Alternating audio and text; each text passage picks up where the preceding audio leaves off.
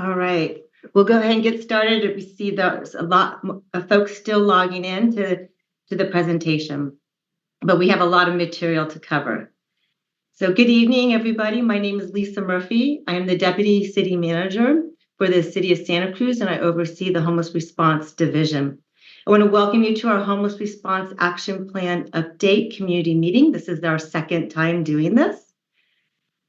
This meeting is an opportunity for us to provide you with an update on the progress of our 3-year action plan and to discuss the future of our Homeless Response Action Plan. And today I have with me Larry Imwali, our Homeless Response Manager, Susie Oki, our Community Relations Specialist, Jeremy Leonard and Erica Brigger, our City Outreach Team. And at each point in this presentation, they'll have an opportunity to present to you, so you won't just have to listen to me. I just want to start off with giving a little background information. And as you know, homelessness didn't just happen overnight. It's been years in the making, and it's going to take years to solve. And we know this is due to decades of inadequate and affordable housing, lack of mental health and behavioral health service, low wages, and inflation.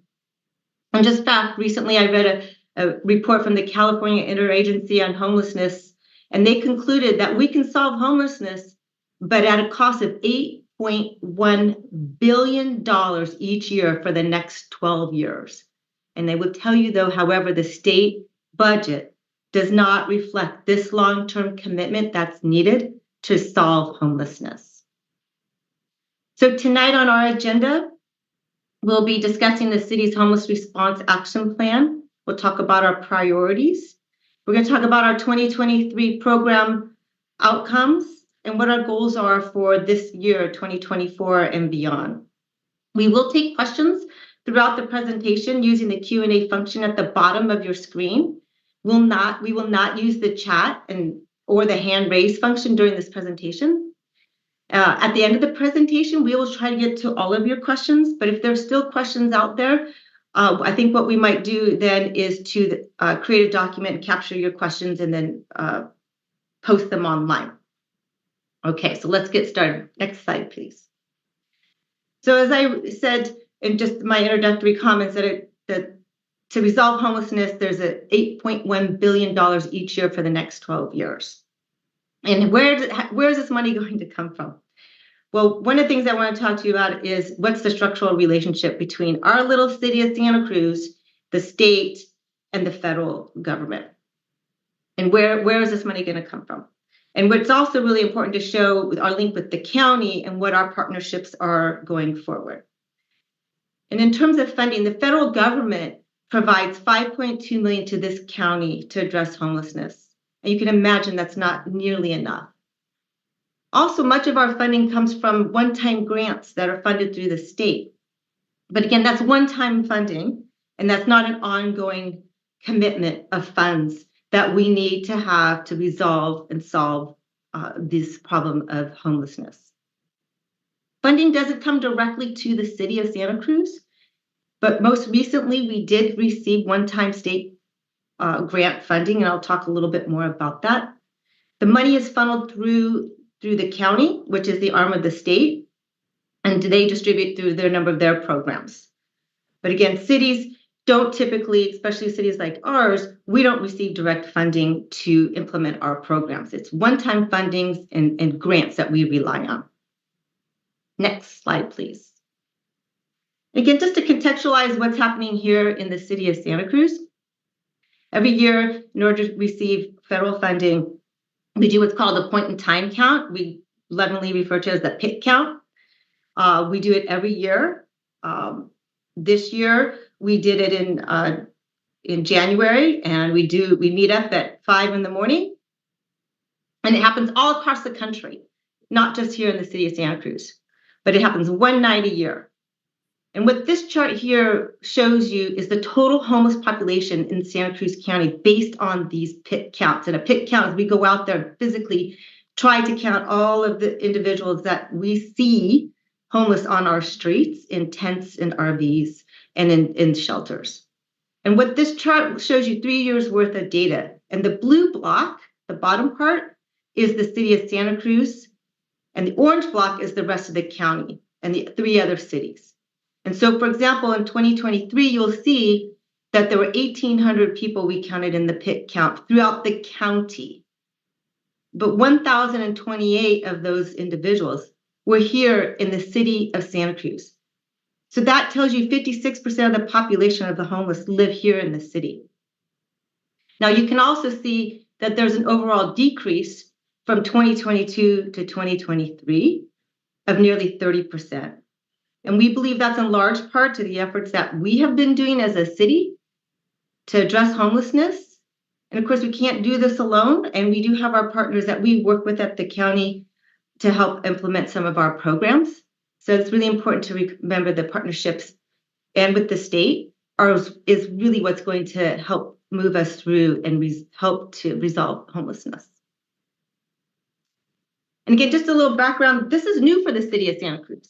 We didn't always step into this space. In 2021, the City Council adopted several policies and set goals to address the growing homeless population and to address the impacts that were happening in our city. In addition, during this time, we received a grant from the state of $14 million. Plus, we received ARPA funds. And utilizing these funds, we implemented our very first ever 3-year homeless response action plan. And that's where we feel we've made a significant number of strides. And there's 5 areas of this plan. And I don't want to go into each one individually in detail, but just to give you an idea of this plan, and it is available on our website. The 5 focus areas of this plan are basic support services, care and stewardship, community safety, building capacity and partnerships, and building permanent, affordable, and supportive services. In each of these areas, we have an action plan that we've been implementing. Again, you can find that action plan update on our website. And we're a little over halfway, and we have made some really significant progress on more than half of the objectives in this plan. And we're committed as a city to continue to implement these plans and try to really make a difference of what's happening in our city. And just to share some of our wins and some of the things that we have done in this last year with these funds.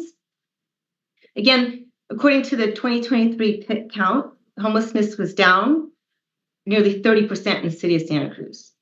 We're cautiously optimistic about that because we know there's a lot more work to be done. And in fact, I just recently read a report yesterday out of the county of Santa Clara that for every 1 person exiting homelessness, 2.5 people were entering homelessness.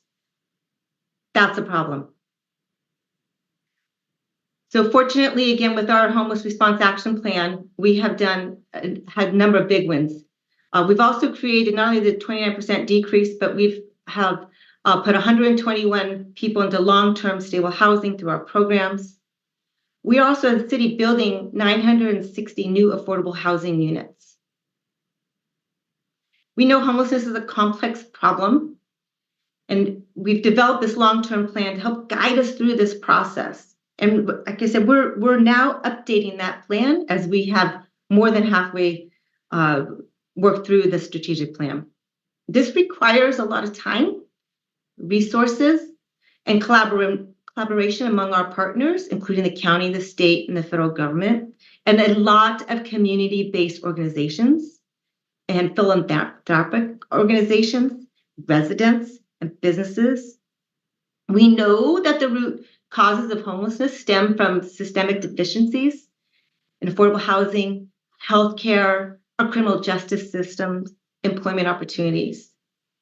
And we know it's extremely difficult for communities of all sizes across the country to address this issue. And what we really need, though, to continue the work that we're doing is sustainable, ongoing funding from state and the federal government. And we're building our capacity and our ability to address these. Some of the things that I want to make sure that I acknowledge that our homeless response efforts doesn't just happen within a small group. Our efforts include staff from every department in the city, including Public Works, our homeless response field crew team, which is an amazing crew, our Public Works, fire, parks and recreation, our police department, planning, water, economic development, and our folks from our homeless response team all come together to implement this plan and work every day to try to make the difference in every folks' lives, which you're going to hear some of those amazing stories in just a few minutes. I just want to do a couple more big wins for you to see some of the work that this team has been doing. We've had 109 folks and family and friends. We've serviced 776 people with shelter in our shelter programs and our safe parking programs. We picked up over nearly 1 million, actually, tons of refuse off our streets. And we've also set up 165 tent-based safe sleeping spaces, which you might also know as the Armory and our 1220 transitional program. Again, we have a lot of work to do to help move folks from homelessness into permanent stable housing. There's a lot I want to let our team speak to of all the work that they're doing. So what I'd like to do now is to hand it over to Larry and Wally, our homeless response manager. Larry? Thank you, Lisa. Good evening, everybody. My role tonight is to talk a little bit more about our programs and services and projects that are part of the city's homelessness response. And as Lisa just mentioned, this really is an effort that touches every single department within the city. So the first area is the work that our city teams do in encampment response. We have dedicated public works and public safety teams that operate city-wide in our open spaces, neighborhoods, and beaches. Lisa gave you some of those metrics in terms of their work, but just sort of more fundamentally, what this involves is weekly collaboration between all these departments that have a role, and our cross-department teams respond to CRISP notifications, the Community Request for Service portal, other community concerns, field observations that they have. And really what they do is connect with people living in encampments to provide support like trash bags and additional refuse collection. They remove trash and debris from the watershed, from our streets during storms. And collectively, this has had a tremendous impact in reducing the amount of trash that flows from the San Lorenzo River into our marine sanctuary here on the Monterey Bay. And importantly, while they're out there, they connect people to our city outreach team, who can then help connect them with access to shelter and other services and resources and supports that they may need. So talking about our projects a little bit more, want to highlight the work around severe weather shelters. Last year was the first year that the city activated a severe weather shelter during particularly serious storms that had flood risk or particularly cold temperature. This season, we've been part of a countywide coordinated response in terms of creating and opening severe weather shelters. We're doing this in partnership with the County of Santa Cruz and the City of Watsonville. So there are 3 locations that have been activated. As I mentioned, there's a criteria for opening the severe weather shelters. And that's 2 or more nights, consecutive nights of temperatures that are 38 degrees or below, or if there is a flood warning that is issued. And so when those thresholds are met, these shelters are opened at all 3 locations in the county, which is the Veterans Hall here in downtown Santa Cruz, at the Freight Building at Depot Park, also in the city of Santa Cruz, and the Veterans Hall in Watsonville. Collectively, these 3 sites have a capacity to serve 116 people.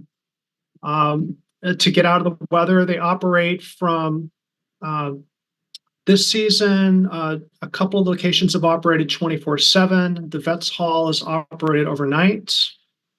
This is an opportunity for people to get out of the elements and get some support and resources. In advance of these storms, after the thresholds forecasted to be met, we have community-based partners and along with our city teams and county teams that do outreach, to get the word out to people who are experiencing homelessness about the access to the shelter. So far this season, the shelters have been open for 13 nights. Next slide, please.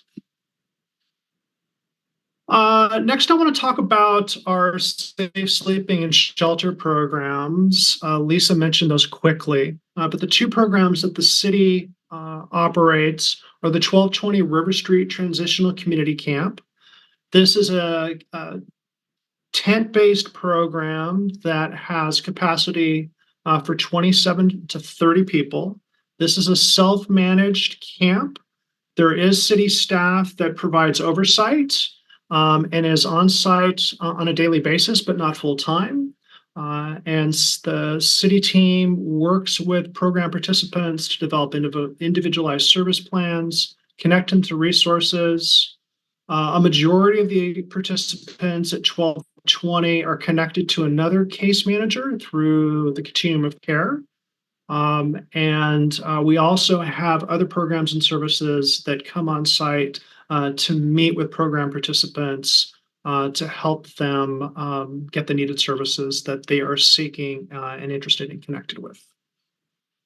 The City Overlook program at the Armory serves 135 people. There's both indoor and outdoor up there. This program is operated by the Salvation Army, and it is also tent-based. There is staff 24/7.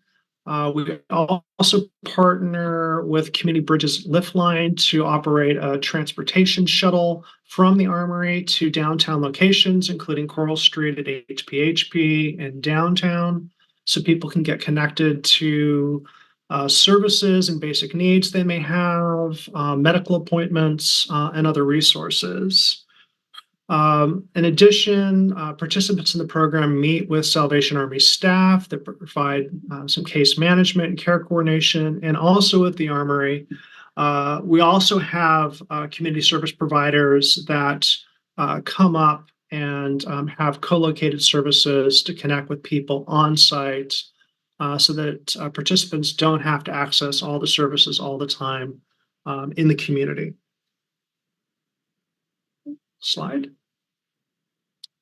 Our safe parking program. So the city operates really two kinds of safe parking programs. There's an overnight oversized vehicle parking program downtown. This program operates in 5 different lots in the downtown area of Santa Cruz. There's capacity for 32 vehicles across these lots. And enrollment has fluctuated between being full at 32 and currently enrollment is 20 vehicles. This program allows people to park from 8 p.m. to 8 a.m., so overnight, every night for 30 days. And when there's capacity, there is a process for an extension and reapplication for people to continue in the program. And so far to date, we've had 7 participants in our overnight program who have moved into the long-term 24/7 program that is operated up at the Armory by the Free Guide. So the long-term program operated by the Free Guide was launched back in August of 2022. It has capacity for between 15 to 20 vehicles, depending on the size of the vehicles. The current capacity right now is 15 because there's a number of very large vehicles up there.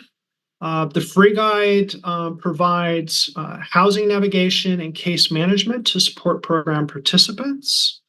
The program is 6 months with extensions for people to continue to work as they're working on their plan and working towards more permanent housing solutions. So this is a robust program. And so far to date, 40% of the participants in this program have moved from this long-term safe parking program into permanent stable housing situations.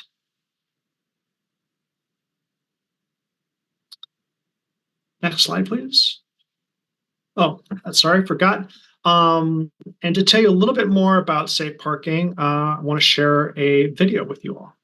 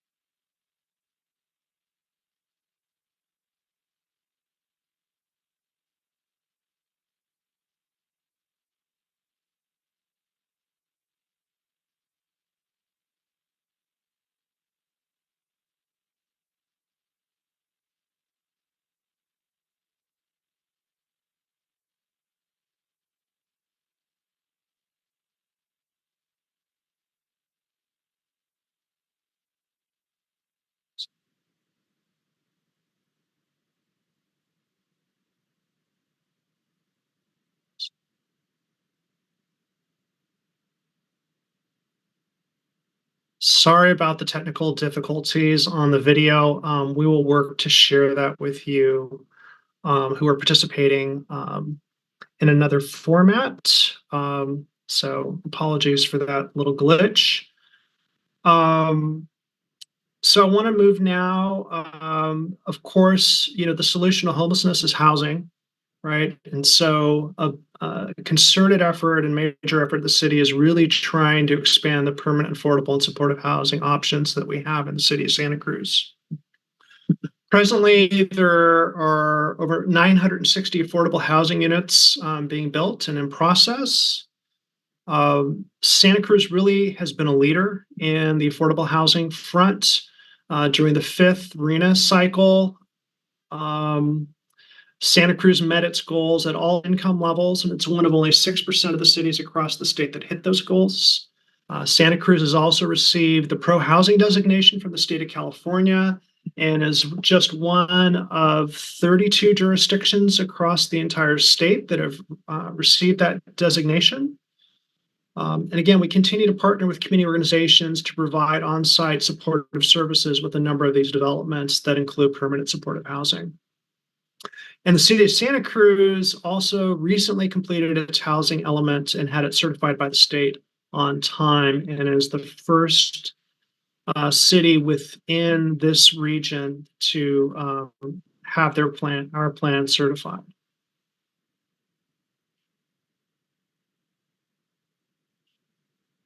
And while permanent housing is really the goal here and the solution, just wanted to emphasize that emergency shelters are an important part of that solution. It takes a long time to get supportive housing and affordable housing projects uh, developed and built and operational. So in the meantime, emergency shelters and other types of interim housing are really critical to provide better spaces for people who are living in unsheltered situations in our community to have more stable locations, better connections to services and supports, while we continue to do the work of trying to expand affordable housing options in our community.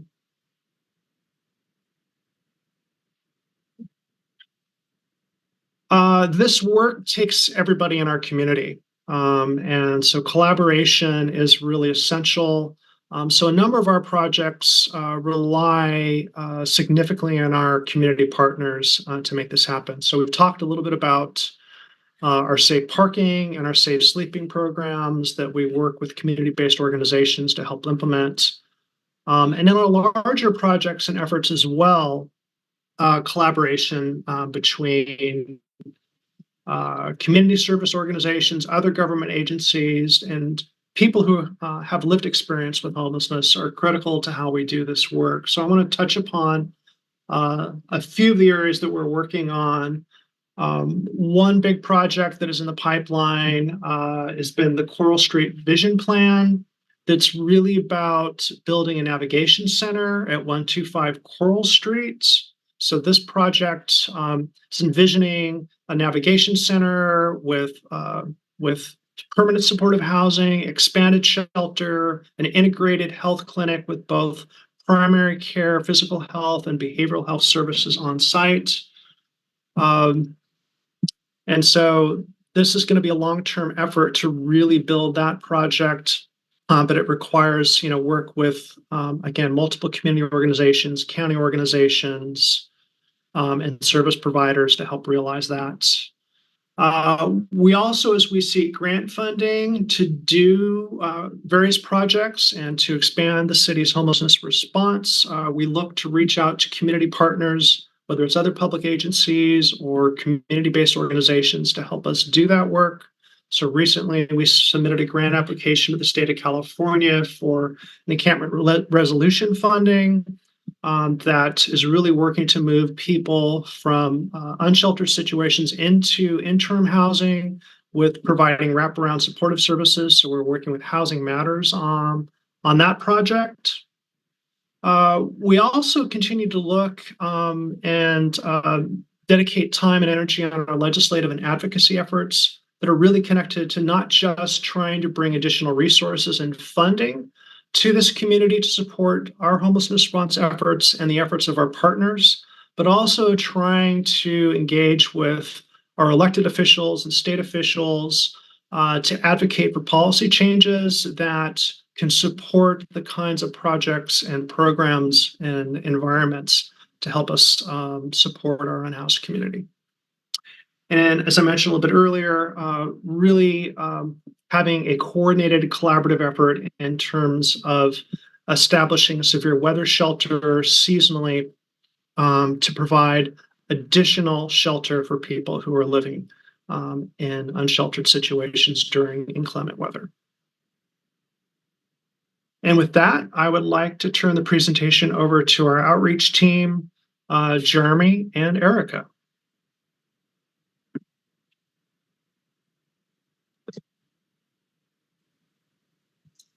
Okay. All right. So for outreach, we prioritize meeting people where they are. We spend most of our time outdoors within the city of Santa Cruz. This could be in Poconet, Harvey West, Friendship Garden, the Levee, downtown, Jessie Street Marsh, Coral Street. And our goal when performing outreach is to build relationships and assess the needs of individuals while connecting them to services. Some of those services might include domestic violence support, job search assistance, veteran services, healthcare, mental health services, substance abuse counseling, and access to shelter services. Throughout the day, we receive calls and text messages on our staff phone from case managers and other service providers, both locally and sometimes out of the county, looking to connect those experiencing homelessness to resources or shelter. We do our best to connect individuals to available resources and refer those in the area to meet us for shelter intakes on Fridays for 1220 or the city overlook. Each day looks a bit different, and we're required to be flexible as different tasks continuously pop up that we need to prioritize. Our aim is to provide individuals with compassionate, practical support, information and referrals, in-depth assessments, and access to case management. For those who are not ready to accept the services the city has to offer, the outreach team continues to build rapport and build motivation to ensure services are available when they're needed. We engage approximately 35 to 40 people a day in the neighborhoods throughout the city, which includes our open spaces, riverways, and beaches. What I consider to be a highlight in this work is getting folks in a shelter or even better, stable housing. Our outreach team has enrolled many people into the city overlook who'd previously been unsheltered for years, and some of them were unaware of what resources were available to them. An example is an individual who'd never been in shelter. He's very vulnerable and disabled and thought that in order to enroll into the city overlook, you had to have a California ID. So we let him know that you didn't need an ID. although the staff and case managers there could help him in obtaining one. And since we were able to clear this up, he decided to enroll into the shelter. We've had a fair amount of people transition from 1220 River into stable housing through the hard work and collaboration with case managers and other service providers. And that is truly the best feeling. And we can go to the next slide. She'll be about 1220.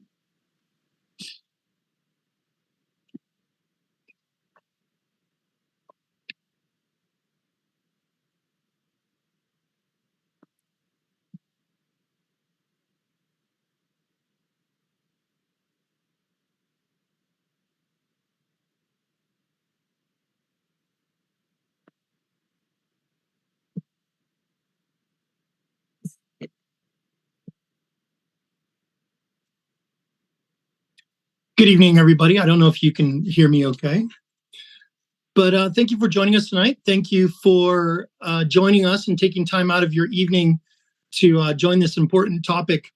I'd like to talk about the details of 1220 Transitional Community Camp. Larry mentioned it a little bit, but I'd like to add some more depth to it.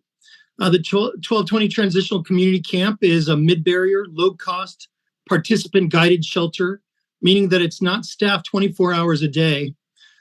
We opened it in early 2022 and have served over 100 people or so.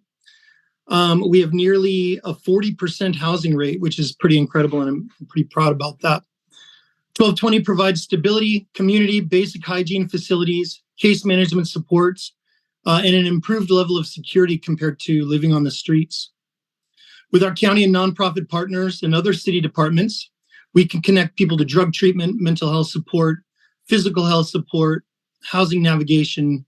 We can help them out with rental assistance. And finally, once they get into housing, we offer stabilization for making sure that they're stable in their new place. We act as air traffic controllers by coordinating services with the case managers and other service providers throughout the county and beyond. Programmatically, every part of 1220 is designed to encourage participants to become housing ready. We ask that they meet with a case manager at least once a week and work on the goals that they all set for themselves. I'll talk about later in this presentation, I'll talk about the individual service plan, the ISP that we ask that each participant completes. We encourage our participants to spend at least 2 hours a week maintaining the site, which includes cleaning the bathrooms, dumping the trashes, picking up litter around the grounds. And we also require that they maintain a clean personal space and exist as peaceful members of the community. These are all skills that the participant will need to be successful when they become housed. We ask the participants work on a housing packet, which is a checklist of things that they'll need to become permanent tenants one day. IDs, social security cards, bank account statements, credit reports. We have a generic housing application in there as well that they can fill out, so that they'll be easy when they do get a housing opportunity. They can present these documents and be 100% ready. At 1220, we hold regular camp meetings to discuss issues and also allow a forum for our participants to highlight successes that they've had with one another. It's a really powerful meeting space where, when people do accomplish a goal, then they can discuss that with their peers. And it's a really nice community building event. To get into 1220, we require that folks be working with a case manager and have a clear pathway out of homelessness. Through the process of motivational interviewing, we assist the participants with understanding their next steps to get out of houselessness.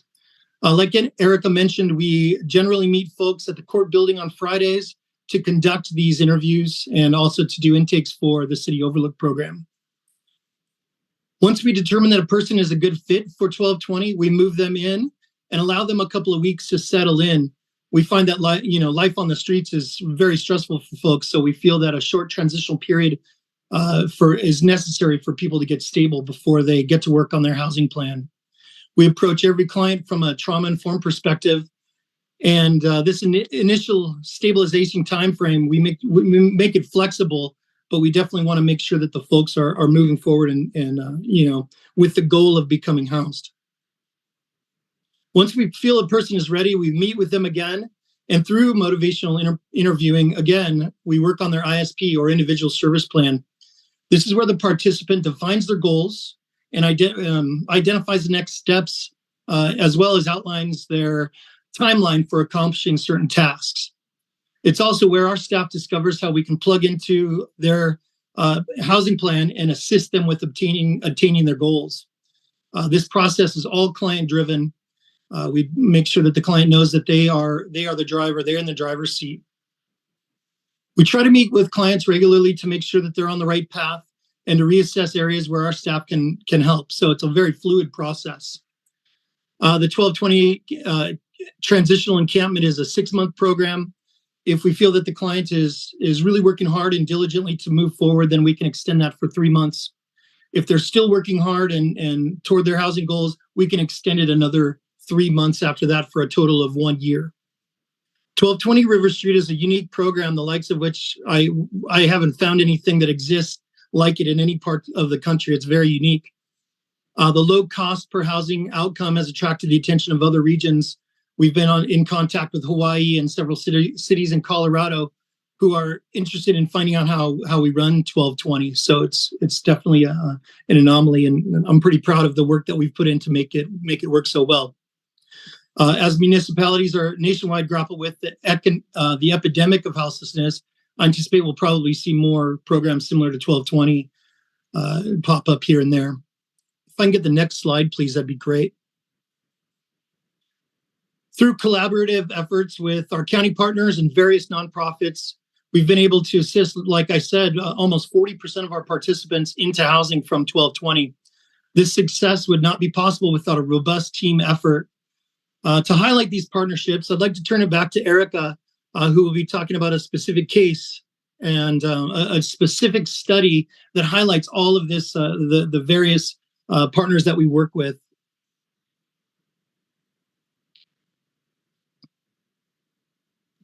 Thanks, Jeremy. And I guess I didn't introduce myself before. My name's Erica Brigger. I'm a homeless response shelter and outreach specialist. So I do outreach with Jeremy and also help manage 1220 River. And a case study I've got here.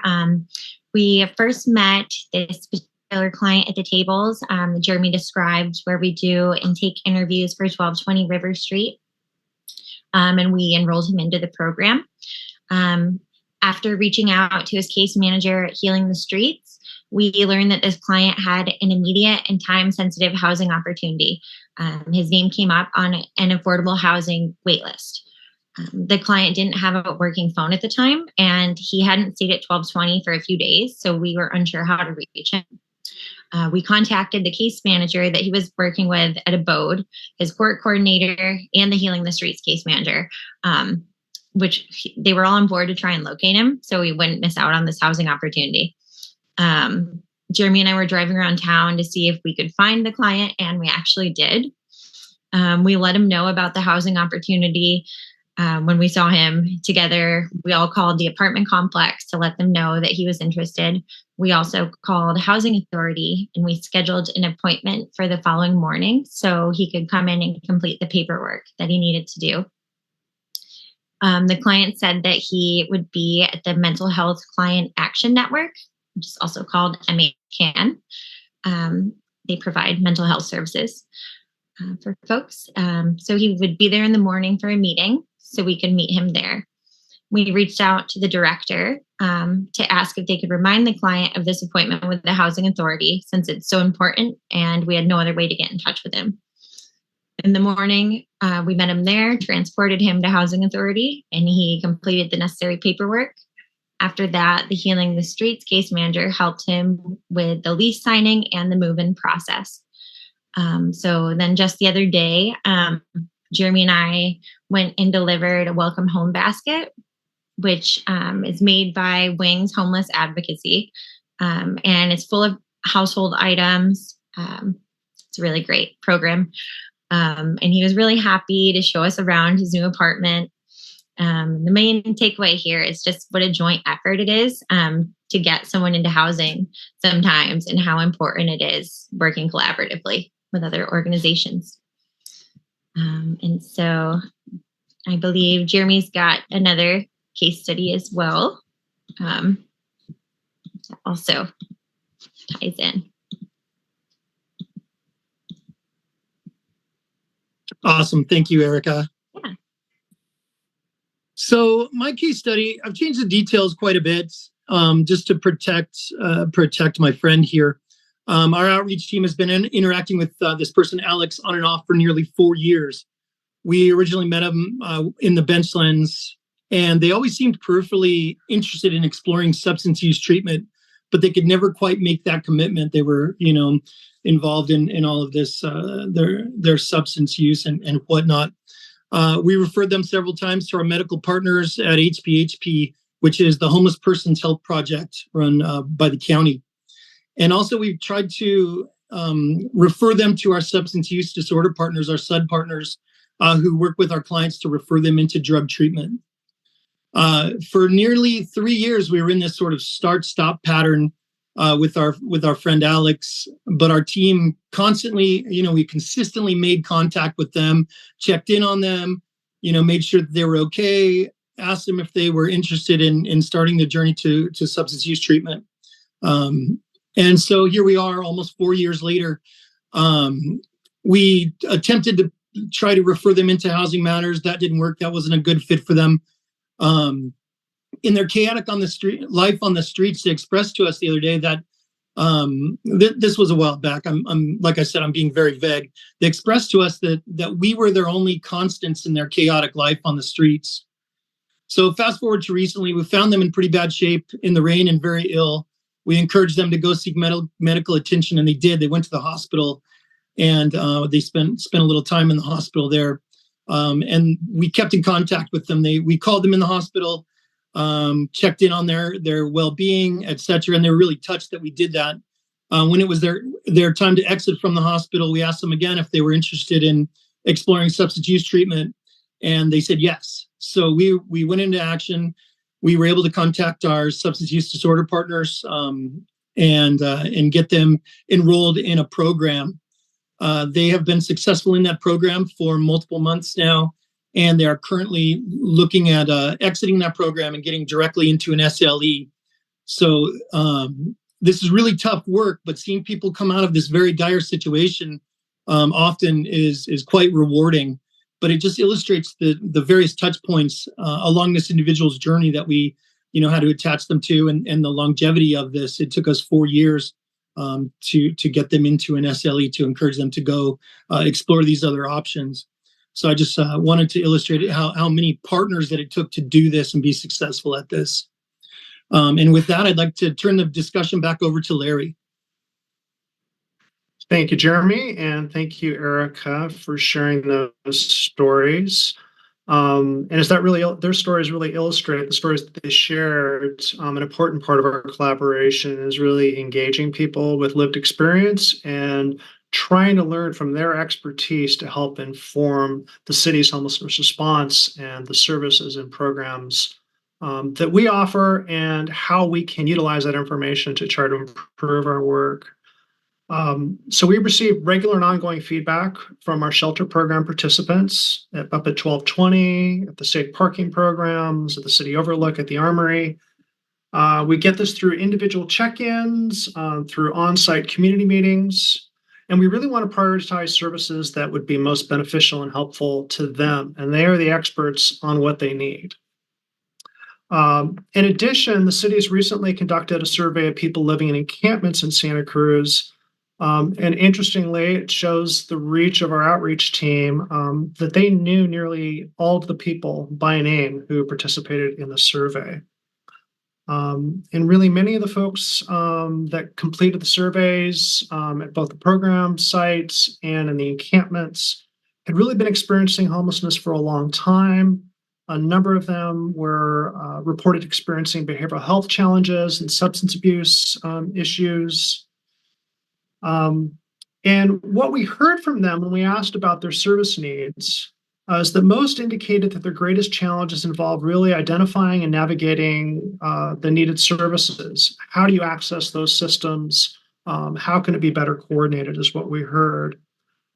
Most indicated that they would be open to interim housing as long as there was sufficient privacy. So the idea is that prefer individualized shelter and interim housing options rather than congregate settings. And really the most important services that they said that they wanted to have at a shelter program, what was important was on-site hygiene, having access to medical and dental services, having storage on site, and access to case management, housing navigation, and mental health services. So again, not only does this feedback and this these insights from people who are experiencing homelessness help us improve our programs and services, but it's also really integral as we move into a process of updating our 3-year homelessness response action plan, really taking their thoughts, their suggestions, their insights into how we craft the city's work in homelessness response moving forward. Next slide. So what's next? As I just mentioned, we're in the process of updating our action plan for the next 3 years. We're at the midway point in this first 3-year period. And so we want to look at what's working, what's been successful, what needs improvements, and modify that looking forward. One of our big goals and one of our big challenges is really obtaining ongoing sustainable funding to support the city's homelessness response. That is not unique to the city of Santa Cruz. Really, we hear from jurisdictions all across the state as well as counties that a lot of the funding to do homelessness services is based off of one-time grants. And so trying to find ongoing sustainable funding to build up these efforts and scale up efforts and continue them is really critical and a part of what we're investing time and energy in trying to solve for. It's really critical. We detailed to give you an overview of the programs that we have in place now and being able to continue to support these existing programs, particularly the shelter and safe sleeping capacities, is really critical. So that is a focus and a priority for us. We continue to collaborate with the county in all of this work. As a small county and a small city, really working together in partnership is critical. Not that it's not important in larger cities and metropolitan areas, but really trying to find effective solutions in a small community requires us all working together in alignment in the same way. So that continues to be a focus. And as I mentioned, we're moving forward in partnership with planning for the future of a navigation center on Coral Street. And really, as we mentioned, the solution to homelessness is housing. So we continue to prioritize permanent supportive housing development in the city of Santa Cruz. And with that, I think I will turn it over to our moderator, Susie Oki.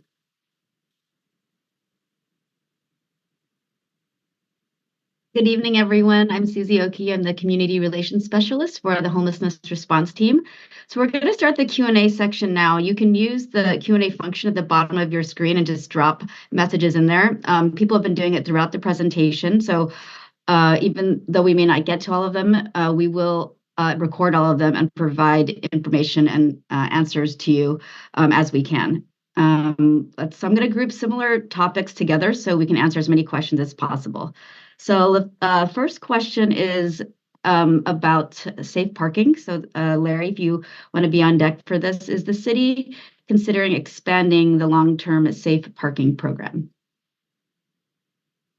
Yeah, certainly the long-term safe parking program is one of our priority projects. It's demonstrated really good success in connecting people to permanent housing solutions. So that's something we'd like to do. Of course, resources is always one of the big questions, because of the success is a function of the housing navigation and case management that goes on there. And so getting sufficient funds to be able to expand that is part of the challenge that we're trying to solve for. But certainly the efficacy of the program, the success of the program, and a continuing need would support expanding when we have the ability to do so. Another question about safe parking is, how do folks find out about the program? How do they enroll? Yeah, so they can go to on our website. There is a web page, and Susie, I'm sorry, you probably have that handy, but you can get information on our safe parking programs and the phone number and email to get more information about our program, whether it's the overnight program or the long-term program. We can connect you with the free guide to get on their wait list. So, yeah, the answer to that is actually on the homelessness response webpage. There is a link to safe parking. And if you just go there, there's a lot of information. People can call and leave a message to speak directly with staff that manage those programs and get enrolled in overnight immediately and get added to the wait list for long term. Let's see, another question. How can we better coordinate services? I know that Houston Harris County Coalition is doing this. I'm not familiar with Houston or Harris County, but any thoughts on how we can better coordinate services? Yeah, as I mentioned, really, when you're working in particular, unlike Houston Harris County, which is a huge metropolitan area, although coordination might be a little more challenging because of the number of partner agencies and jurisdictions. But here it's really essential that we work with our county agency, with other municipalities to really be in alignment in this work. So as I mentioned, we work with the county in a wide variety of ways to make sure that there's alignment in the city's homelessness response action plan and the countywide plan that is administered by the continuum of care, which the county administers. So that alignment and that collaboration is ongoing, and really to have an impact and reduce homelessness in our community requires us all to be working together. So that's a huge piece of what we do. Okay, so we have another question around why is intake for shelters paused right now?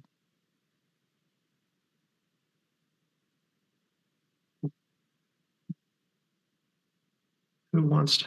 I guess I'll answer that as well. So yeah, right now we're actually in sort of a seasonality effect as well, but we're at capacity virtually for both at the City Overlook and at 1220. So we're hitting the pause button on new intakes based off of capacity. Neat.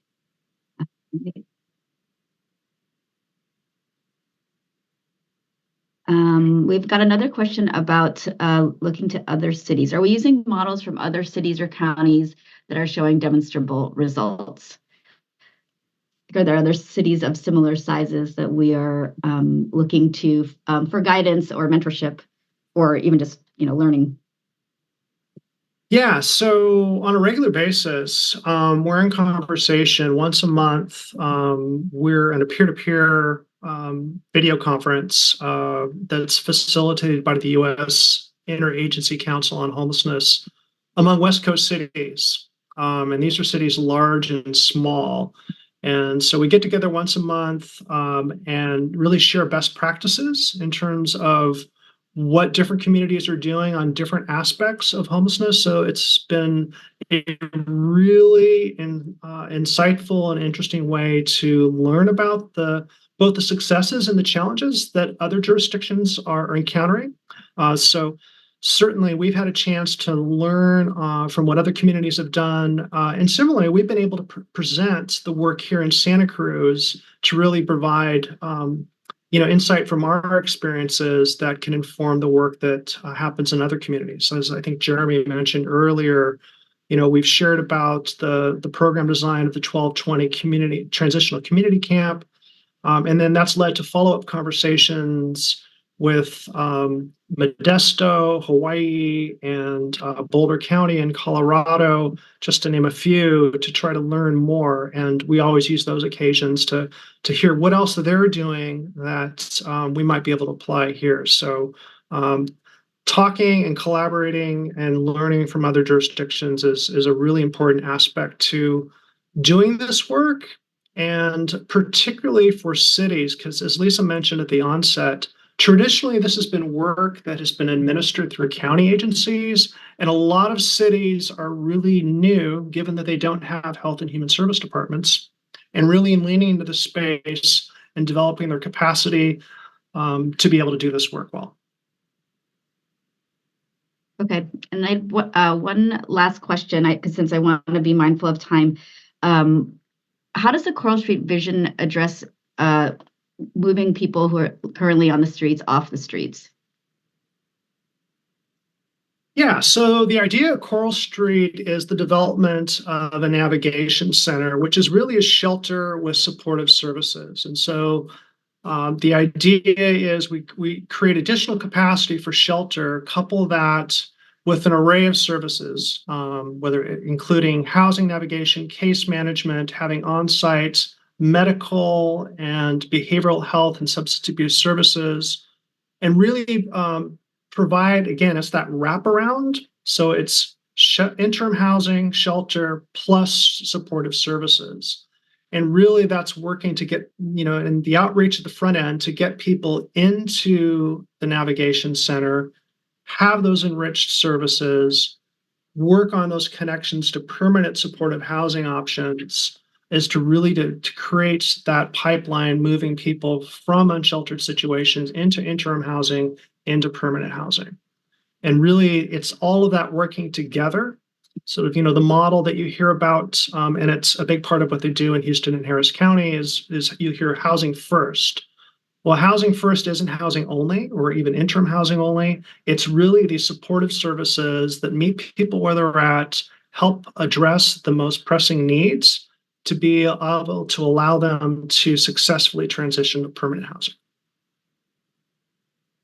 All right. I'm going to close the Q&A for right now. I know there are a few questions that we didn't get to, and we will respond directly to you. I can see people's names, so don't feel like we have left you out.